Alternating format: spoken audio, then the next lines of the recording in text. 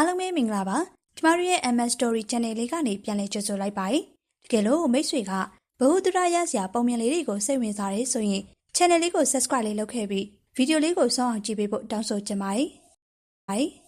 ဒီပုံမြင်လေးကတော့ရွာကာတာဆိုတဲ့ရွာမှာနေထိုင်တဲ့ရွာကုတာနဲ့သူ့ရဲ့သမီးစွန်ကူသားတို့ရဲ့အကြောင်းပါ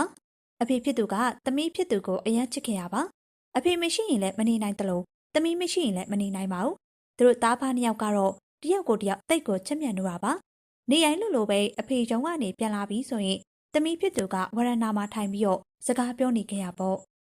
ဖေဖေဟိုမှာတောက်ပနေတဲ့ကျင်းလေးကသမီးရဲ့မေမေလားဟုတ်တယ်သမီးရဲ့အမေနာမည်ကဂျီဘရာ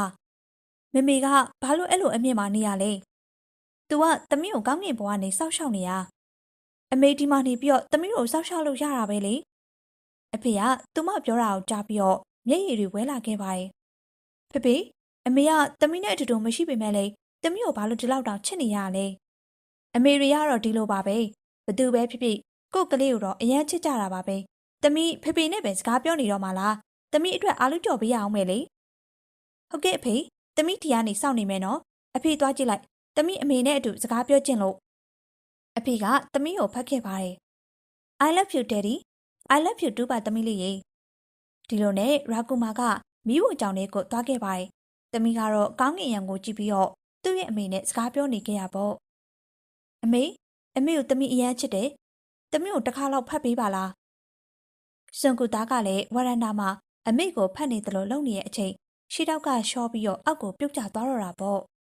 ။အာဖေဖေသမီးကိုကဲပါအောင်။အဖေဖြစ်သူကလည်းတခါတည်းအပြင်ကိုထွက်လာခဲ့ရပေါ့။သမီးပြုတ်ကျသွားတာကိုတွေ့ရောအဖေကလည်းဝရန်တာကနေခုန်ချပြီးတော့သမီးကိုလှမ်းပန်းခဲ့ပါတယ်။သူတို့တွေကလေပေါ်မှာပဲရှိနေခဲ့ကြပါတယ်။အောက်ကိုပြုတ်ကျမသွားတဲ့အတွက်လူတွေကမြင်ပြီးတော့တော်တော်လေးကိုအံ့ဩငေးပေါ်နေခဲ့ရပါတယ်။ဟေးဒါအတော်လေးကိုထူးဆန်းတာပဲ။သူတို့နှစ်ယောက်ကတဖြည်းဖြည်းနဲ့အောက်ကိုကျလာပါတယ်။သူတို့တွေကိုတော့တယောက်ယောက်ကပြုတ်မကြအောင်ထိန်းထားတဲ့အတိုင်းခံစားနေရပါတယ်။ဒီလိုနဲ့သူတို့သားဖားနှစ်ယောက်ကတယောက်ကိုတယောက်ကြည့်ပြီးတော့ပြုံးနေရပေါ့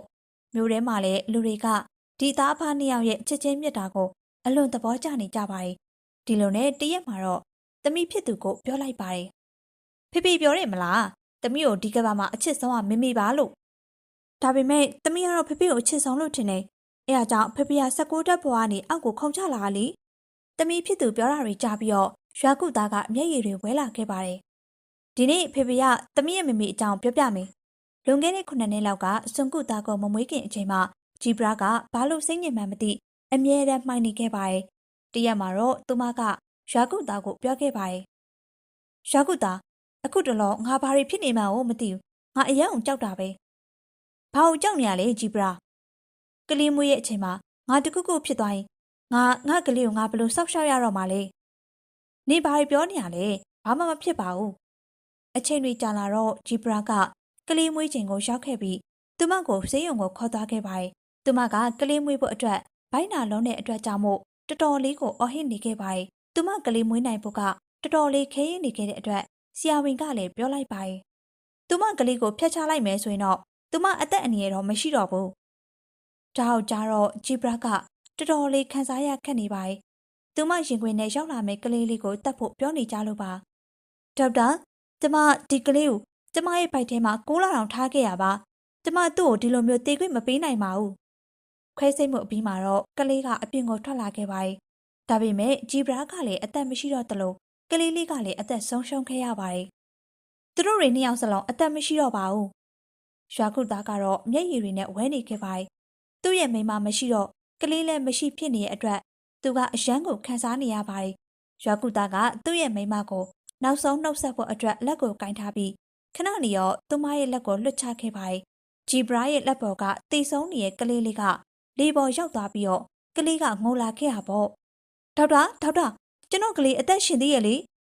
အဲ့မှာရှိတဲ့လူတွေအားလုံးကတော်တော်လေးကိုအံ့အားသင့်နေခဲ့ကြပါတယ်ဖေဖေမေမေကသမီးကိုမမြင်ဘူးပဲနဲ့တောင်အဲ့လောက်ချစ်တာလားဟုတ်တယ်သမီးရဲ့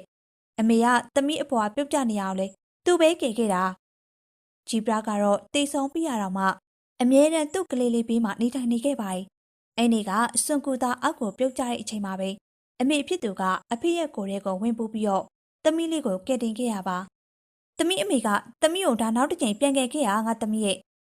ဒီလိုနဲ့ဖခင်ပြောတာတွေကြားပြီးတော့သူ့ရဲ့သမီးလေးကမျက်ရည်တွေဝဲလာခဲ့ပါတယ်။သူမကလည်းကောင်းကင်ယံကိုကြည့်ပြီးတော့အမေဖြစ်သူကိုအဝေးကနေပဲဖက်နေခဲ့ပါတယ်။သမီးလေးကလည်းသူ့ရဲ့အမေသူ့ကိုပြန်ဖက်နေတဲ့အတိုင်းထပ်တူခံစားနေခဲ့ရပါတယ်။